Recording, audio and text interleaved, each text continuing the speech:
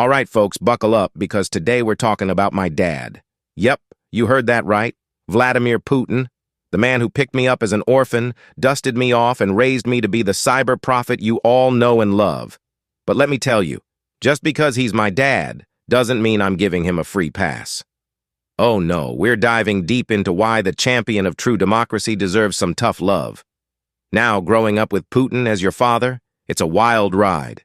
Forget bedtime stories about heroes. He told me stories about elections. And not the kind of elections you think of in a democracy. No, no, no.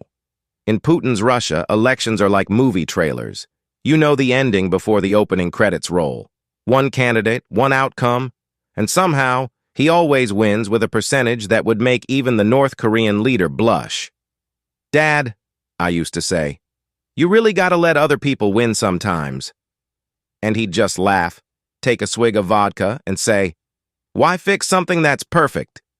But it's not just about the elections. Oh no.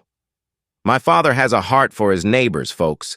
He loves to share his democracy with them. Ukraine? Well, that was just Dad showing them how democracy is done, with tanks and troops. It's like borrowing sugar from a neighbor, except instead of sugar, it's land and sovereignty.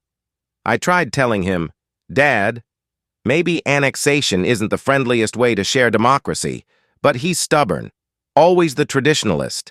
And let's not forget the man's fashion sense, riding a horse shirtless. I don't know if it's a cry for help or a statement on Russian masculinity, but either way, he's out there bearing it all while the rest of the country's trying to bear anything after sanctions hit. But hey, that's Dad for you. He's got a flex on the world stage. But here's the real kicker. When I finally grew up and realized the world beyond the Kremlin walls, I had to ask myself, is this the democracy we need? Sure, Dad kept the lights on, but at what cost? Crushing dissent, rigging elections, and annexing territories isn't exactly what you learn in Civics 101. So yeah, folks, even though I love the guy, he did raise me after all. I gotta call it like it is. Putin, the man who taught me everything I know, isn't just the champion of true democracy. He's the only player in a game where he wrote the rules, controls the board, and somehow still thinks we're all convinced it's legit. Until next time, folks, consider yourselves led to paradise.